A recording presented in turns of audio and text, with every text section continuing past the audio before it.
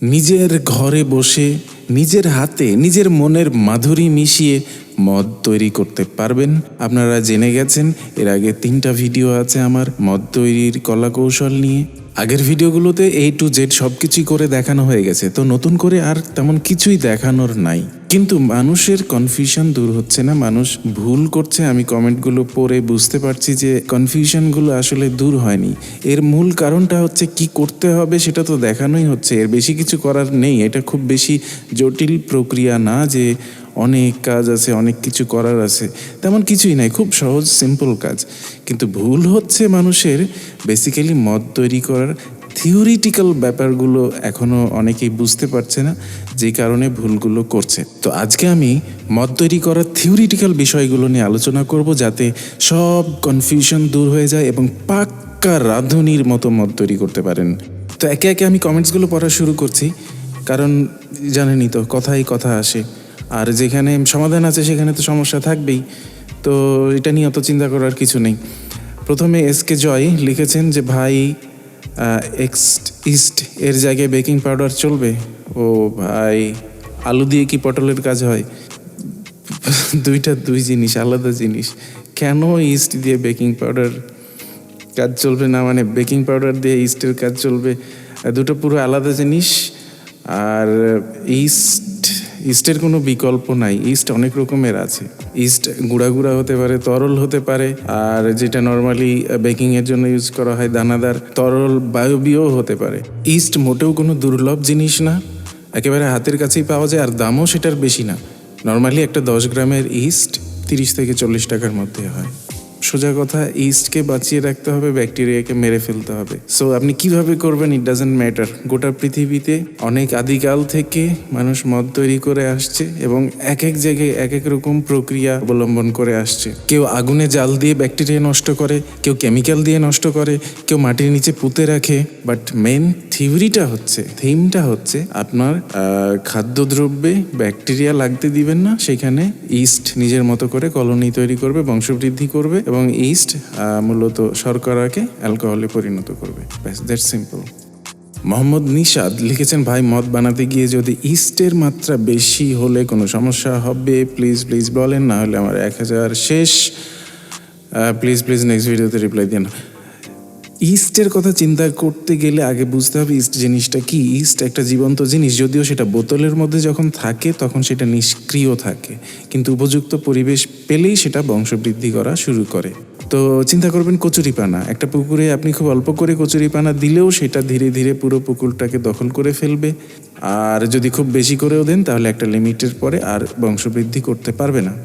ঠিক এই কাজটাই হয় ইস্টের ক্ষেত্রেও। আপনার দ্রবণের মধ্যে যদি খুব অল্প করেও দেন তাহলেও এটা ধীরে ধীরে বংশবৃদ্ধি করে পুরো এলাকা দখল করে নেবে, যদি সেটা উপযুক্ত পরিবেশ পায়। আর যদি খুব বেশি করেও দেন সেক্ষেত্রেও ভয়ের কিছু নেই, খুব তাড়াতাড়ি আপনার সমস্ত খাবারগুলো তারা খেয়ে ফেলবে এবং মারা যাবে। তো যখন খুব কম করে দিবেন তখন স্বাভাবিকভাবেই বংশবৃদ্ধি করতে অনেক সময় লেগে যাবে। আবার যখন খুব বেশি করে দিবেন তখন দ্রবণের মধ্যে যা খাবারগুলো আছে সব খেয়ে আর খাবার পাবে না, তারা খুব দ্রুত মারা যাবে। মোটামুটি একটা অপটিমাম লেভেলে রাখার চেষ্টা করবেন, বাট যদি একটু এদিক সেদিক হয় ডাজেন্ট ম্যাটার। ইস্টের পরিমাণ নিয়ে কেউ কখনো কড়াকড়ি করে না।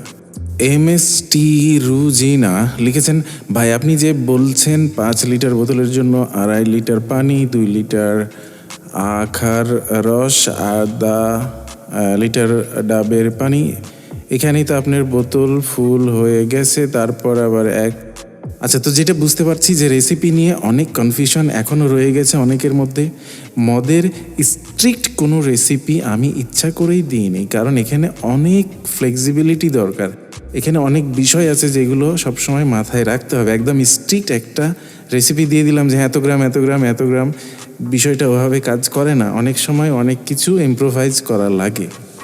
তারপরও আমি একটা রেসিপি দিয়ে রেখেছি, অনেকবার দিয়েছি, কমেন্টসে দিয়েছি, ভিডিওতে দিয়েছি, স্ক্রিনে দিয়েছি। একটা সাধারণ রেসিপি আমি দিয়েছি, কিন্তু তার মানে এই না যে ওটাই ফাইনাল।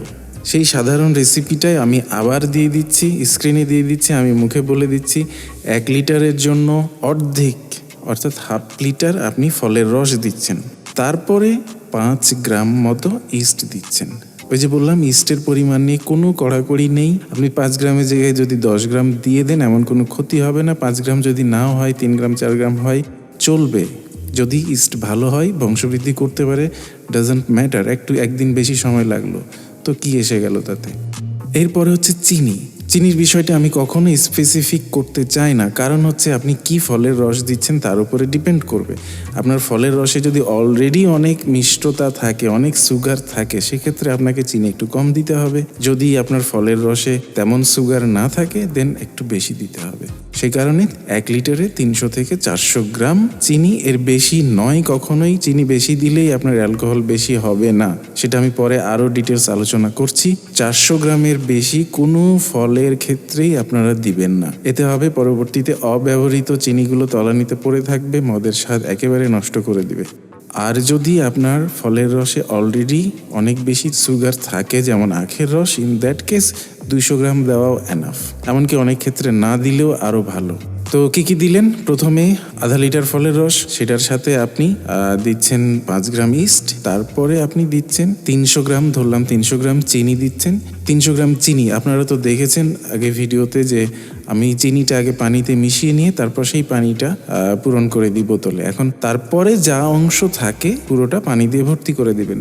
অন অ্যান অ্যাভারেজ ধরে নেওয়া যায় যে 1/2 লিটারের একটু কম পানি ধরবে, কারণ চিনিতে যে পরিমাণ জায়গা দখল করেছে সেই পরিমাণ পানি কম পড়বে। তারপরে বোতলের ওপরে 2 ইঞ্চি পরিমাণ ফাঁকা জায়গা রাখবেন, কারণ বুদবুদ উঠার একটা জায়গা তো দিতে হবে। তা না হলে বুদবুদগুলো উঠে ওপরের বেলুনে চলে যাবে। ইন দ্যাট কেস বেলুন দুর্বল হয়ে যাবে। বেলুন দুর্বল হয়ে গেলে বেলুন ফেটে যাওয়ার সম্ভাবনা থাকে, সেখান দিয়ে বাতাস, ব্যাকটেরিয়া ভিতরে ঢোকার সম্ভাবনা থাকে।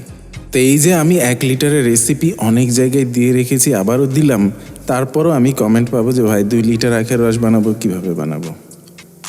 এটাকে ডবল করে দেন ভাই। তো যাক, আমি আবারও বলছি সুবিধার্থে, 2 লিটারের ক্ষেত্রে 1 লিটার ফলের রস দিচ্ছেন, 10 গ্রাম ইস্ট, 500 থেকে 700 গ্রাম মতো চিনি, আর বাকিটা পানি দিয়ে ভর্তি করবেন। আবারও বোতলের নিচে 1 ইঞ্চি 2 ইঞ্চি মতো জায়গা ফাঁকা রাখবেন, তারপরে বেলুন পরিয়ে দিবেন। 1 লিটারের ক্ষেত্রে একটা বেলুনই যথেষ্ট। 2 লিটারের ক্ষেত্রে কিংবা তার বেশি 2টা বেলুন পরাবেন, ভিতরেরটা ছোট বেলুন আর বাইরেরটা অবশ্যই একটা ফ্লেক্সিবল কন্ডম। ঠুস ঠাস করে ফেটে যেন না যায়। কন্ডম ফাটলে সব ক্ষেত্রেই সর্বনাশ, সেটা যে কাজেই ব্যবহার করেন না কেন।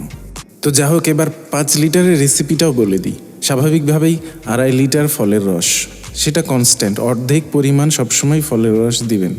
কিন্তু বাকি জিনিসগুলো যে একেবারে আনুপাতিক হারে বাড়াতেই হবে এমন কোনো কথা নেই। যেমন 5 লিটারের জন্য আপনার 25 গ্রাম ইস্ট দেওয়ার কথা, বাট ডাজন্ট ম্যাটার, 15 গ্রাম দিলেও হবে। এমনকি আমি 10 গ্রাম ইস্ট দিয়েও করে দেখেছি, কোনো সমস্যা নেই।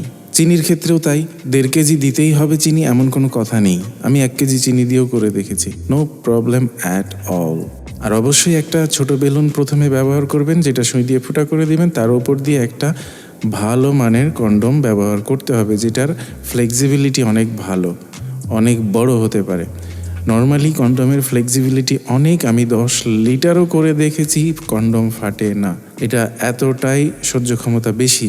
যারা বারবার বলেন কন্ডম ফেটে গেছে, হয় কন্ডমে কোনোভাবে পানি ছোঁয়া লেগেছে, অথবা বুদবুদগুলো উঠে কন্ডমে পচন ধরে গেছে। কন্ডম কিন্তু পচনশীল, এটা কিন্তু মাথায় রাখতে হবে। সুতরাং এটা অবশ্যই ফাটনশীলও বটে। তো কোনোভাবেই যেন কন্ডমে পানি না লাগে। আর অনেক ধরনের কন্ডম আছে বাজারে, আপনারা দেখে শুনে কন্ডম নেবেন, যেটা অনেক বেশি ফ্লেক্সিবল। শুধু আনন্দ দেখলে হবে না, টেকসই কিনা সেটাও জেনে নেবেন। তবে রাবার ব্যান্ডটা বাঁধার সময় অনেক সতর্কভাবে বাঁধতে হবে। অনেক সময় রাবার ব্যান্ডের নিচেই কন্ডমের অর্ধেক থেকে যায়, অর্থাৎ বাতাসে প্রেসার নেওয়ার মতো কার্যকর অংশ কমে যায়। আবার কিছুদিন পরে যখন ভেতরে বাতাসের প্রেসার বেড়ে যায়, তখন মূলত কন্ডম গোড়া থেকে উঠে যায়, অর্থাৎ কন্ডম ফাটে না, কন্ডম বেসিক্যালি উড়ে যায়, সোজা কথা। তো রাবার ব্যান্ডটা অনেক শক্ত করে বাঁধতে হবে। অনেকে রাবার ব্যান্ডের বদলে সুতা দিয়ে কাজ সেরে নিতে চায়, সেক্ষেত্রেও বাতাস ঢুকে যাওয়ার সম্ভাবনা অনেক বেশি থাকে। সেক্ষেত্রে কন্ডম ফুস করে কখন উড়ে যাবে টেরই পাবেন না। মোহাম্মদ কাইয়ুম লিখেছেন, ভাই কতদিন পরে প্রস্তুত হয়? এক্ষেত্রেও আমি স্পেসিফিক কোনো অ্যান্সার দিতে পারি না, কারণ সেটা সেভাবে হয় না। পুরো জিনিসটা ডিপেন্ড করে অনেক কিছুর উপর। আপনি কি কি উপকরণ দিচ্ছেন, কি অনুপাতে দিচ্ছেন, বাইরের আবহাওয়া, ইস্টের গুণগত মান, অনেক কিছুর উপর ডিপেন্ড করে। এমনকি একই সাথে একই সময়ে আমি ভিন্ন উপকরণ দিয়ে 2-3টা বোতল পাশাপাশি করে দেখেছি, এক এক সময়ে ম্যাচিউর হয়। সো ম্যাচুরিটি কতদিনে আসবে সেটা স্পেসিফিকভাবে বলা যাবে না। আমার অভিজ্ঞতা থেকে আমি বারবারই বলি 15 থেকে 21 এই দিনগুলোর মধ্যে হয়ে থাকে। ম্যাক্সিমাম ক্ষেত্রে 17-18 দিনে হয়ে যায়, অনেকের 5-6 দিনে হয়ে যায়, আবার অনেকের 1 মাসও সময় লেগে যেতে পারে। তো মূলত ভিতরে কি হচ্ছে, এই যে দ্রবণগুলো সব মাখিয়ে দিয়ে আপনি বেলুন পরিয়ে দিয়ে কন্ডম পরিয়ে দিয়ে রেখে দিলেন, তারপরে আসলে ভিতরে কি হচ্ছে? ভিতরে ইস্টগুলো এখন জীবন্ত হয়ে গেছে। জীবন্ত হয়ে গেলে কি হয়? খেতে হবে তাকে। সে কাকে খাচ্ছে? মূলত সুগারগুলো খাচ্ছে। খাওয়ার পরে যে বাই প্রোডাক্টটা উৎপাদন করবে মূলত কার্বন ডাইঅক্সাইড এবং অ্যালকোহল। আর এক্ষেত্রে পানির কিন্তু খুব বিশাল একটা ভূমিকা আছে। সুতরাং কখনোই পানি কম দেওয়ার চেষ্টা করবেন না। চিনির চেয়ে গুরুত্বপূর্ণ জিনিস হচ্ছে পানি। আর কখনো কোনো কিছু বেশি দিয়ে, ইস্ট বেশি দিয়ে, পানি বেশি দিয়ে, চিনি বেশি দিয়ে, ফলের রস বেশি দিয়ে কোনো কিছু করেই আপনি অ্যালকোহলের পরিমাণ বাড়াতে পারবেন না। অযথা সেই চেষ্টা করবেন না। শুধু এই মদের ক্ষেত্রে না, পৃথিবীর কোনো মদেই আপনি 16%-এর বেশি অ্যালকোহল প্রাথমিক অবস্থায় পাবেন না। দ্রবণটাতে যখন অ্যালকোহলের পরিমাণ 16% হয়ে যায়, তখন সেখানে ইস্টগুলো নিজেদের তৈরি করা অ্যালকোহলেই তারা মারা যায়। আপনি যদি পুরো প্রক্রিয়াটা অন্যভাবে করেন, একেবারে এয়ারটাইট করেন এবং এয়ারটাইট অবস্থাতেই তাদেরকে 15-16 দিন পরে আবার নতুন করে খাবার দিতে পারেন, সেক্ষেত্রে কিছুটা বাড়াইতে পারেন, সেটাও 21%-এর বেশি নয়। এটা হচ্ছে সর্বোচ্চ লিমিট। সুতরাং সেই চেষ্টা বাদ দেন। 16% আর 21%-এর মধ্যে ব্যবধান খুব বেশি না, কিন্তু সেক্ষেত্রে যে পরিমাণ কষ্ট এবং খরচ করতে হবে সেটা অনেক বেশি। পৃথিবীর আদিকাল থেকে শুরু করে বর্তমানকালের আধুনিক বিশাল ইন্ডাস্ট্রি যেখানেই বলেন না কেন, মদ তৈরি করার বেসিক প্রক্রিয়াটা এরকমই। সোজা কথা, আপনার ফলের রসকে ব্যাকটেরিয়া থেকে দূরে রাখতে হবে আর ইস্টকে দিয়ে ফার্মেন্টেড করাতে হবে। সেটা আপনি যেভাবে পারেন। আধুনিক কারখানাগুলোতে একেবারে ওপেন, সেখানে কোনো ঢাকনাই থাকে না, কেমিক্যাল ইউজ করে যাতে ব্যাকটেরিয়া সেখানে ঢুকতে না পারে, কলোনি স্থাপন করতে না পারে, যে কারণে সেখানে ইস্ট কলোনি তৈরি করতে পারে। কিন্তু সেটা যেখানেই তৈরি করা হয়, যে প্রক্রিয়াতেই তৈরি করা হোক, যত আধুনিক প্রক্রিয়ায় তৈরি করা হোক, ইস্ট তো 16% যখন অ্যালকোহল হবে তখন তো সে নিজেই মারা যাবে। সুতরাং পৃথিবীর সমস্ত মদ প্রাথমিক অবস্থাতে 16%ই থাকে। 16 থেকে বললাম ওই যে ম্যাক্সিমাম লিমিট 21%-এর মধ্যেই থাকে। আপনি যত যত্ন করেন, ইস্টকে যত যত্ন করে বাঁচিয়ে রাখেন, 21%-এর বেশি হয়ে গেলে সেই দ্রবণের মধ্যে ইস্টকে বাঁচিয়ে রাখতে পারবেন না। তাহলে তো বলতে পারেন যে বাজারে 40%, 60%, 80%, এমনকি 96% পর্যন্ত অ্যালকোহল হতে পারে। এগুলো কোনোটাই ওয়াইন না, এগুলো হচ্ছে লিকার, ব্রিটিশরা বলে লাইকার। এগুলো প্রাথমিক অবস্থাতে ওই 16%ই ছিল, সেগুলোকে ডিস্টিল করা হয়। ডিস্টিল করার প্রক্রিয়াটা হচ্ছে একটা নির্দিষ্ট টেম্পারেচারে আপনি এই 16% অ্যালকোহলের দ্রবণটাকে আপনি তাপ দিতে থাকবেন। তাহলে অ্যালকোহল কিন্তু পানির আগেই বাষ্পীভূত হয়ে যায়। প্রথমে মিথানল বাষ্পীভূত হবে, তারপরে হবে ইথানল, তারপরে পানি। তো বাষ্পীভূত হয়ে যাওয়ার পরে আবার আপনাকে সেই বাষ্পগুলোকে ঠান্ডা করে ঘনীভূত করে আবার আপনাকে কালেক্ট করতে হবে। প্রবলেম যেটা হয়, তা আপনি যদি ইথানল আর মিথানলের পার্থক্যটা ভালো মতো না বুঝেন, এটা দেখতে একই রকম, দুইটার আচরণ একই রকম, একটা হচ্ছে বিষাক্ত আর একটা বিষাক্ত না। মিথানল খুব অল্প পরিমাণে হয়, খুব কম পার্সেন্টেজ। সেটা যতক্ষণ ইথানলের সাথেই আছে, ইথানল একসাথে মিশে আছে হোমমেড ওয়াইনের মধ্যে যেটা থাকে, ততক্ষণ সেটা বেসিক্যালি মানুষের কোনো ক্ষতি করতে পারে না, কারণ মিথানলের ওষুধই হচ্ছে ইথানল। তো সেটা যখন ইথানল থেকে আলাদা করে ফেলবেন, এবং সেটা যদি আপনি বুঝতে না পারেন যে এটা হচ্ছে মিথানল, এইটুক ইথানল, যদি আপনি সেই লেভেলের এক্সপার্ট না হন আর প্রক্রিয়াটাতে যদি কোনো ফল্ট থাকে, কারণ এখানে অনেকগুলো নিয়ামক আছে যেগুলো এই প্রক্রিয়ার উপর প্রভাব বিস্তার করবে। বাইরের ওয়েদার থেকে শুরু করে কি পরিমাণ তাপ দিচ্ছেন, temperature should be in control, সব কিছু একদম নখদর্পণে সব কিছুই আন্ডার কন্ট্রোলে থাকতে হবে। তা না হলে এই যে সেপারেটেড মিথানল, সেটা হচ্ছে মূলত বিষাক্ত। তো মদে বিষাক্ততার কারণে যে মৃত্যুগুলো হয় কিংবা মানুষের ক্ষয়ক্ষতি হয়, সেগুলো মূলত এই কারণেই হয়ে থাকে। ডিস্টিল করার সময় সেগুলো ভালো মতো সঠিক প্রক্রিয়ায় ডিস্টিল করা হয় না। আর আরেকটা কারণ হচ্ছে অনেক লোভী লোক আছে, লোকাল যারা ডিস্টিল করে তারা আসলে ফেলে দিতে চায় না কোনো কিছু, সব কিছু দিয়ে দিল, আরে কি আর হবে, বাট এই কি আর হবে করতে করতেই ঠাস করে এক জায়গায় ধরা খায়।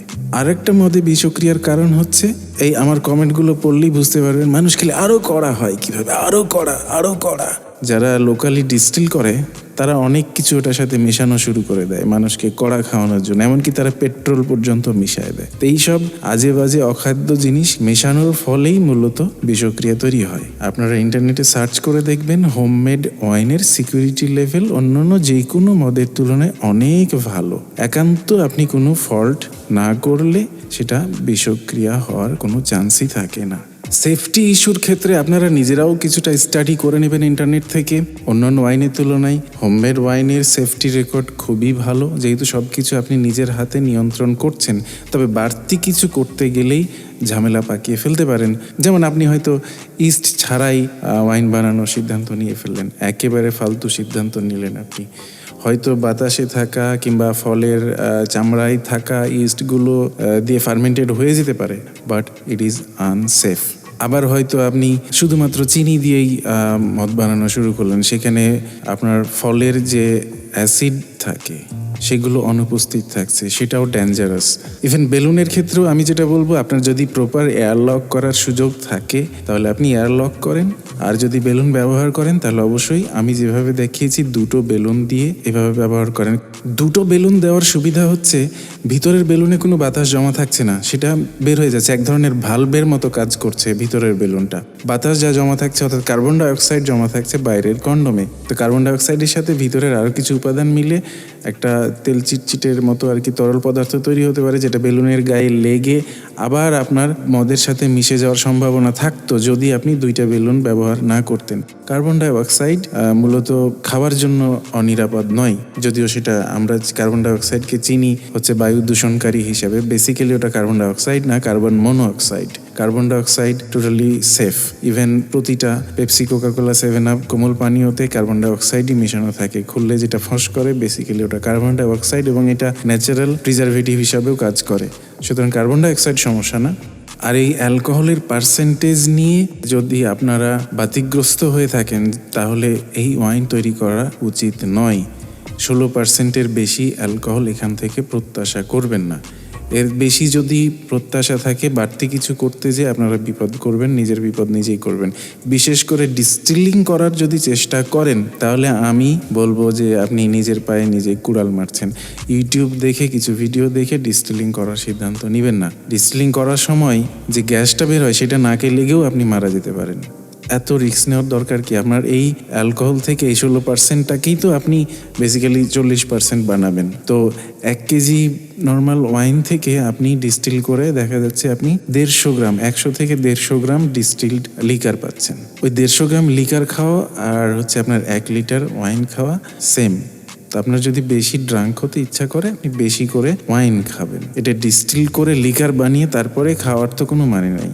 লিকার বলতে বোঝাচ্ছি হুইস্কি, ব্র্যান্ডি এবং ভদকা। তো যদি লিকার খাওয়ার খুব ইচ্ছেই হয় তাহলে ডিস্টিল করে না, হোমমেড ওয়াইন না, আপনি সরাসরি সেটা বাজার থেকে কিনেই খাবেন। হুইস্কি, ব্র্যান্ডি, ভদকা এগুলো হচ্ছে লিকার।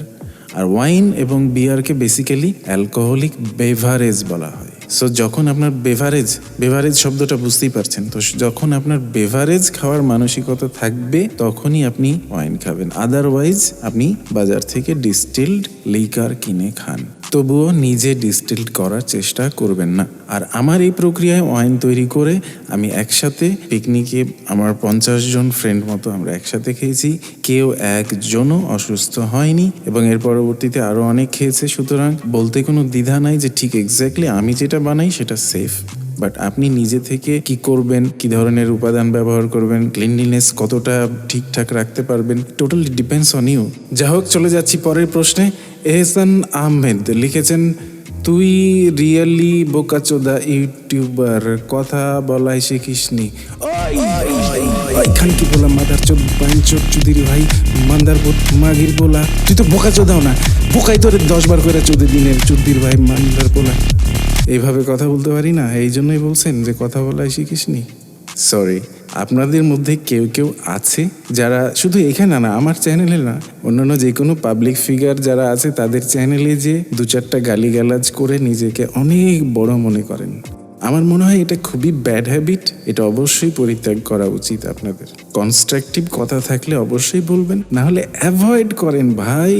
কেউ আপনাকে বেঁধে রেখে কিছু দেখাচ্ছেও না, আর আপনিও বাধ্য নন কারো কিছু দেখতে। জাস্ট অ্যাভয়েড করেন, ভালো না লাগলে অ্যাভয়েড করেন। যা হোক, চলে যাচ্ছি পরের প্রশ্নে। আবাল গেমার, সরি এটা কি ওনার নাম নাকি? এনিওয়ে, আমি কিন্তু ওনাকে গালি দিচ্ছি না, উনি নিজেই ওনার নাম দিয়েছেন আবাল গেমার, হোয়াটএভার। উনি প্রশ্ন করেছেন যে আর একটা প্রবলেম দাদা, 5 দিন ধরে বসাইছি কিন্তু বেলুন তেমন ফুলতেছে না। আচ্ছা, বিষয়টা বলি, আপনাদেরকে আগেই বলেছি যে অতিরিক্ত অ্যালকোহল পাওয়ার আশায় কেউ অতিরিক্ত চিনি মেশাবেন না। ঘনত্ব একটা বিশাল ফ্যাক্টর। এটা বোঝার জন্য একটা উদাহরণ দিই। আপনি যদি শুধু ডাবের পানি, কিছুই মেশান না, একদম ন্যাচারাল যে ডাবের পানি আছে সেটাতে যদি খুব সামান্য পরিমাণে ইস্টও দেন, এমনকি কোনো ইস্ট নাও দেন, বাতাস থেকে ইস্ট নিয়ে এটা খুব সহজে ভেঙে যাবে। ইস্ট এটাকে খুব সহজেই অ্যালকোহলে পরিণত করতে পারবে। কিন্তু শুধু ডাবের পানিতে সুগারের পরিমাণ কম থাকার কারণে খুব অল্প পরিমাণ অ্যালকোহলই এখানে থেকে তৈরি হবে। অন্যদিকে মোলাসেস মানে গুড়, তরল গুড় কিংবা লালি বলে যেটাকে, সেখানে কিন্তু প্রচুর সুগার আছে, কিন্তু সেখানে যদি আপনি 1 বস্তা ইস্টও ঢালেন, বেসিক্যালি সেটাকে ভাঙতে পারবে না, ফার্মেন্টেশন করতে পারবে না অতিরিক্ত ঘনত্বের কারণে। সো আশা করি ঘনত্বের ব্যাপারটা বুঝতে পারছেন। এই কারণেই আমি কোনো স্ট্রিক্ট রেসিপি দিতে পারি না বা দিই না, কারণ কি ফল ব্যবহার করছেন, কি ফলের রস, সেটার উপরে ডিপেন্ড করছে আসলে সব কিছু। তো একটু তো ইম্প্রোভাইজ করতে হবে নিজে থেকে, পুরো সব কিছুই তো আসলে বলে দেওয়া যায় না। মাসুম বিল্লাহ শাকিল লিখেছেন, ভাই বোতলটা কেমন প্লেস রাখলে ভালো হবে? খুবই গুরুত্বপূর্ণ প্রশ্ন। যেহেতু আমাদের দেশীয় একটা পদ্ধতি আছে জাল দিয়ে দিয়ে মদ বানানোর, সুতরাং অনেকেই মনে করেন যে মদ বানানোর সময় জাল দিতেই হবে কিংবা খুব গরম জায়গায় রাখলে ভালো। বিষয়টা তেমন কিছুই নয়।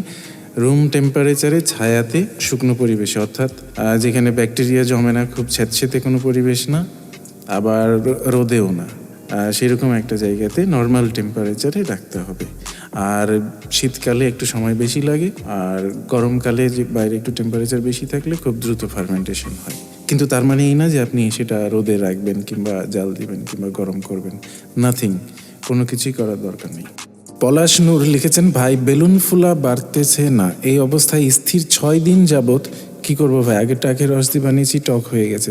ওকে, 2টা বিষয় এখানে। বেলুন কিন্তু একটা পর্যায়ে এসে স্থির হয়ে যাবে, বাড়তে বাড়তে বাড়তে এক সময় আর বাড়বে না, এভাবেই থাকবে বেশ কিছুদিন, তারপরে আবার চুপসে যাবে। এদিকে বোতলের ভিতরে যদি লক্ষ্য করেন, বুদবুদ উঠবে, খুব ঘোলা থাকবে।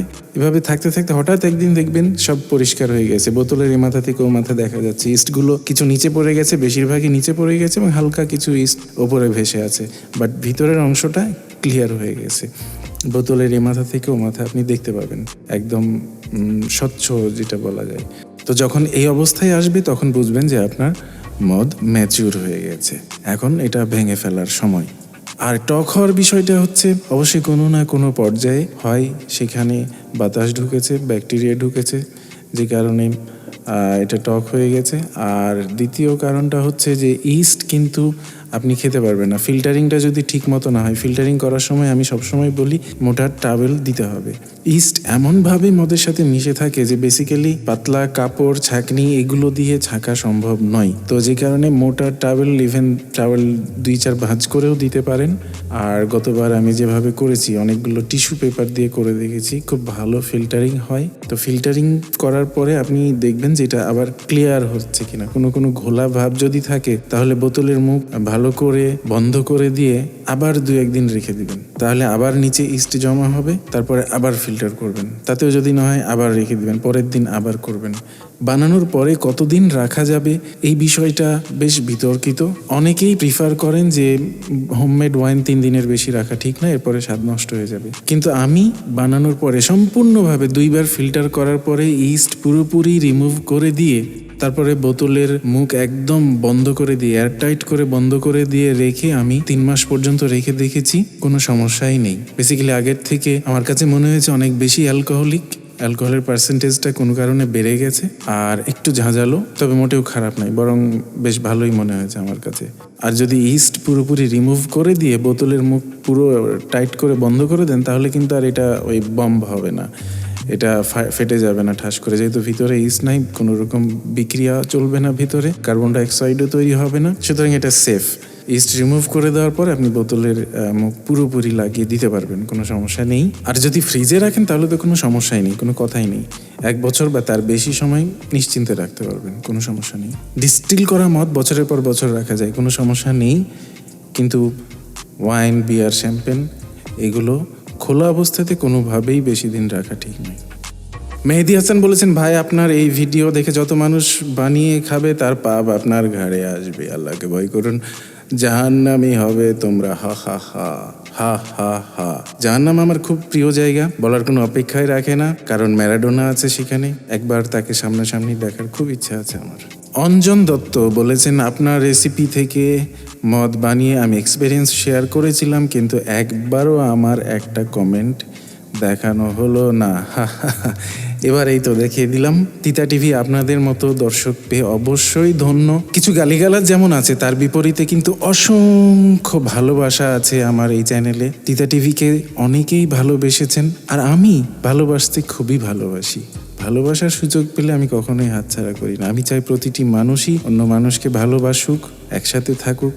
আমাদের একটা অভ্যাস আছে, আমরা মানুষকে প্রথমেই শত্রু ভাবি, তারপরে হয়তো বন্ধুত্ব হয় এক সময়। আমি চাই উল্টোটা, সবাইকে আগে ভালোবাসুন, একান্ত প্রয়োজন না হলে কেউ যেন কারো শত্রুতে পরিণত না হই। কিন্তু সমস্যা হলো, অনেক দিন আগে একটা উপন্যাস পড়েছিলাম, ভালোবাসা ভালো নয়, সম্ভবত ইমদাদুল হক মিলনের লেখা। তো সেই কথাটাও কিন্তু সত্য, কারণ ভালোবাসলে অনেক কিছু করতে হয়। এই যেমন আপনাদেরকে এখন কমেন্ট করতে হবে, লাইক করতে হবে, শেয়ার করতে হবে, সাবস্ক্রাইবও করতে হবে। শুধু তাই নয়, ওই যে একটা বেল নোটিফিকেশন আছে সেটাও অন করে দিতে হবে। ওহ, কত ঝামেলা না? কি দরকার ছিল এত ভালোবাসার?